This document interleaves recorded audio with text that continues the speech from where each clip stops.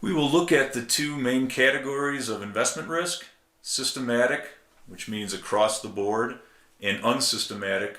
These are the risks that are dependent on who issued the security and or what industry do they operate in. And then we'll illustrate how a portfolio value could go down based on certain of these risks coming into play. Systematic risk. System-wide, across the board.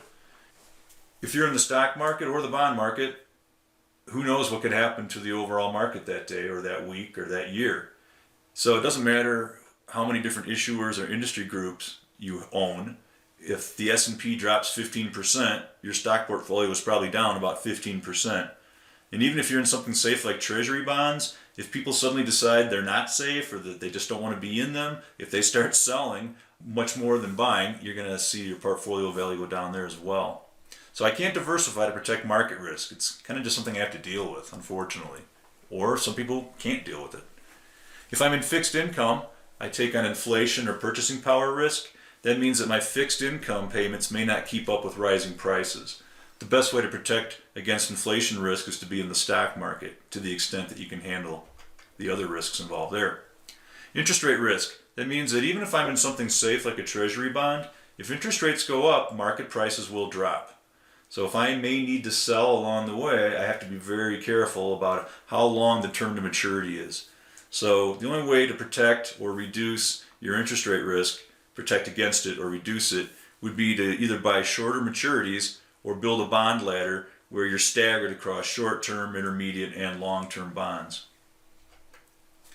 So if rates go up, regardless of the issuer, market price will drop. Here, if rates go down, we have some problems.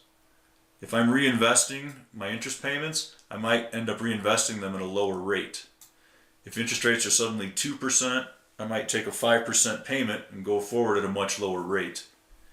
Call risk means if the bond is callable, if rates go down, the issuer is going to buy my bond back for a stated price, so the price appreciation stops on the secondary market, and going forward, I'm going to probably almost certainly reinvest at a lower rate.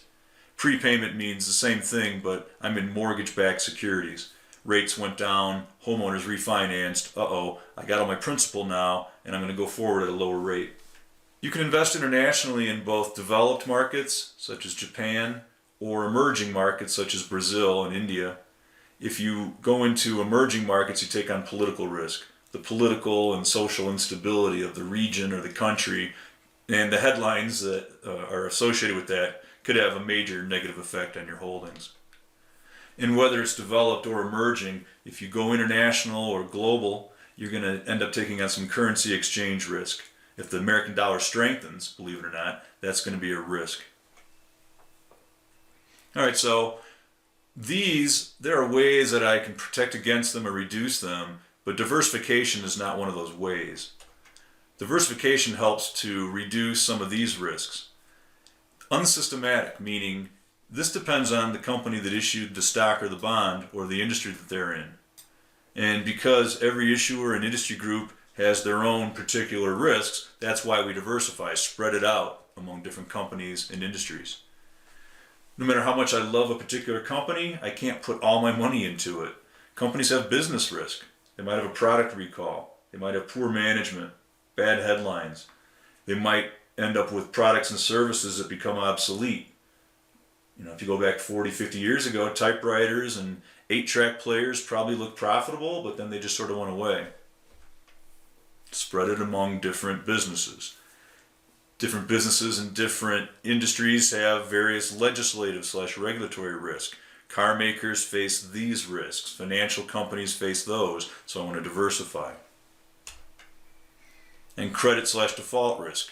Every company and industry group is subject to a tough period where they may start defaulting on bonds, so I don't want to put too much in any one company or even any one industry group. Liquidity. There are some stocks that are highly liquid and some that don't trade at all this week or today. All right, so a couple of hypothetical portfolios. For some reason I had to have common stock in here as well, but 80% of this is in fixed income. That's a pretty high percentage. It's like a retiree. All right, so what would happen if interest rates went up 1%? it shouldn't affect the common stock. That's not interest rate sensitive. But all of these are interest rate sensitive. And suddenly it doesn't matter who issued them. They're just all bonds. So if rates go up, their market prices went down. Even on the treasuries. Wait, I thought you said treasuries are safe. Well, they are safe, but right now they're down. And if rates went up 2%, their market prices might plummet. Not the common stock, but all the fixed income, down to 84, 80, 74, 70. Probably look even worse if instead of 100,000, we were looking at 1 million. It'd be down the same percentage. Okay, so that's interest rate risk. Wow. I mean, ABC might be an A-rated company and the long-term bond fund might be considered safe, but rates up, price down. Interest rate risk. What about credit/default risk? That's not the first thing on my mind for the common stock, but for that company's bonds, depending on their credit score, I'm taking on some of that. I'm taking on some of that in the bond fund, although it's diversified and run by professionals, so probably not a lot. And I did eliminate credit default risk on 200,000, so on 40% of the portfolio, no, I don't have to worry about that. Put it this way, if I have to worry about that, we all have to worry about everything. The Treasury can't pay their bills. Whoa. It's not like the economy would be humming along. What about this? Call risk. Stock isn't callable. This could be callable. If so, if rates go down, T-notes are not. T-bonds only in the final 5 years, so that's really not a problem. There's a little bit of that in the long-term bond fund. If rates go down, some of their holdings may be called.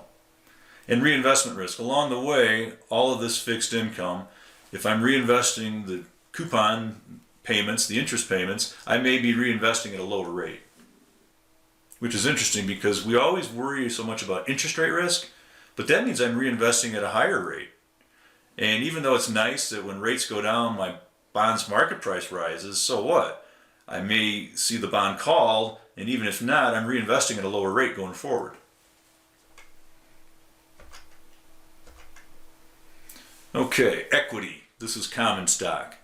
Preferred stock is an equity security, but it's really in your fixed income portfolio. Here I own 2 car makers, 2 restaurants, and then I'm in the Dow, which is 30 large cap companies. This is a large cap portfolio. That'd be a good test question. Based on this illustration, what is true? It is a large cap portfolio, yes. It is diversified, not really. It's only 4 companies and then the Dow. The Dow is the only part that's diversified really, and I'm only in 2 different industries. In any case, if the stock market goes down, this is all going to go down with it. There's no way that I could see a headline, market's down 11%, and then I log in and somehow I'm up. No, I would be down with it. Pretty much. Business risk. If GM has another safety recall issue with their keys or something different this time, that could knock the price down dramatically. 100 grand? No, it's only trading at 62, and it could be worse. Of course, same thing at Starbucks or Toyota or McDonald's. Suddenly they have a bunch of issues with product recall at McDonald's or Starbucks. That could really have a negative effect. Regulatory risk.